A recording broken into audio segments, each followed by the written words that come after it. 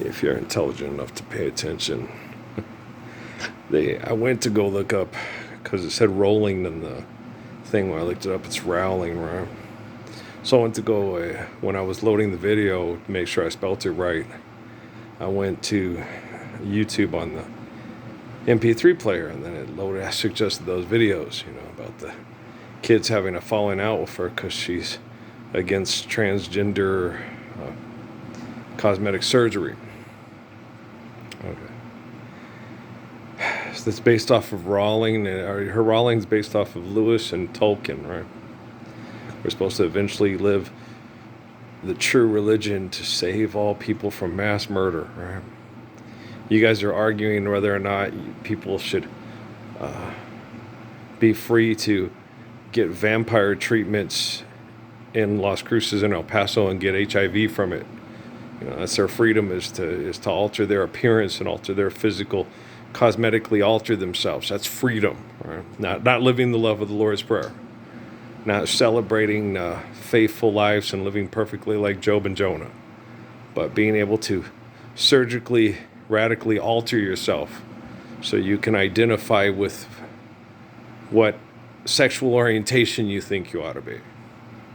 You're living the Lord's Prayer. This isn't going to be any of a concern to you, but you're going to want to make sure that people are safe, and you're going to want to talk to them and say,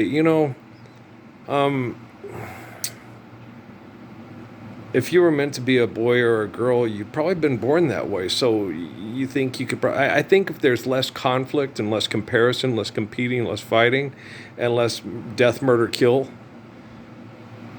over status quo genocide operations, I think people are going to be a lot less concerned about their sexual orientation or their physical appearance. I was going to go check the mail after watching that, thinking, if a woman had like filicito or philolito, the thing that Morgan Freeman thinks, get your skin back and all that. Baby, I don't care. I ain't in love with your hair, and if it all fell out, I still love you anyway. Really, if you were married to somebody and this transformation started happening in them, he's having a tough time here. And would that alter your? Amy had moles she was very self-conscious about.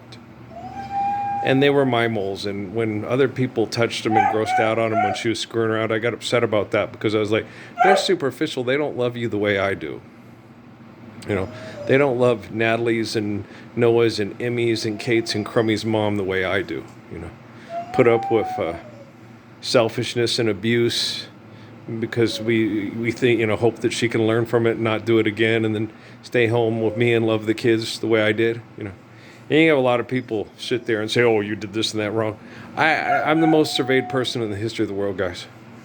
I'm one of the best people in the history of the world, especially with all the hell I've been through and the ability that I have to survive physical attack from other people and then return that physical attack that can be fatal.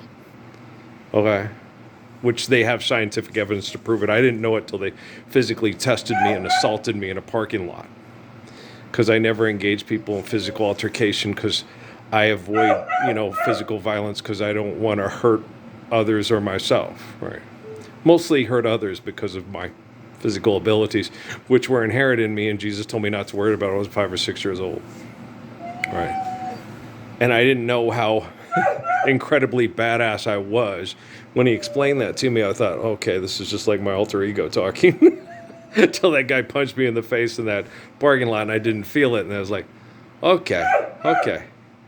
I'm definitely an exceptional human being.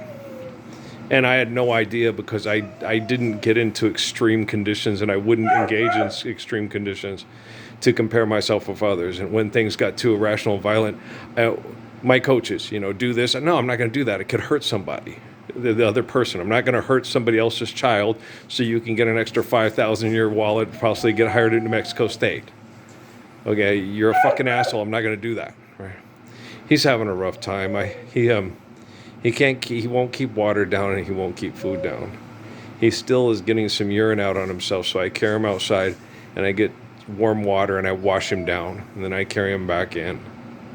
And then if he urinates again, I take him outside, wash him off, clean up the floor so it doesn't irritate his skin or irritate him. It's better to be washed off with lukewarm water than it is to lay in urine, obviously, right? So that's what we've been doing here for like the last day or two. And this has been him every 30, about every hour to half hour, depending, all day and night.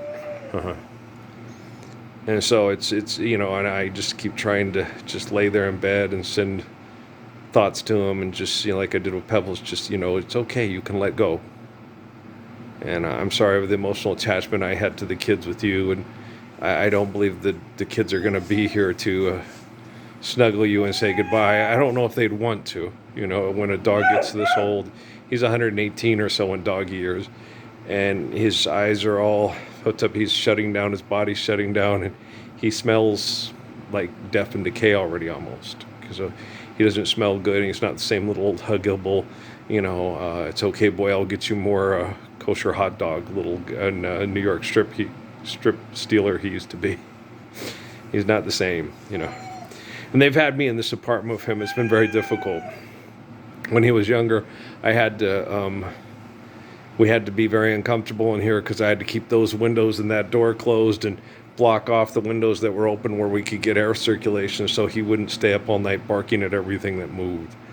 It's been very difficult, accommodating our conditions, and me working with the dog that I inherited through Amy, And I love him. And it's been difficult for me because all these times that, I've been expecting people that are supposed to be more intelligent. And I'm supposed to be, not very astute and crazy and wacko and connected to wackos, and I'm irresponsible because I don't study things and get scientifically valid evidence and all the shit that these assholes on the other end of this phone and TV are fucking doing all the time.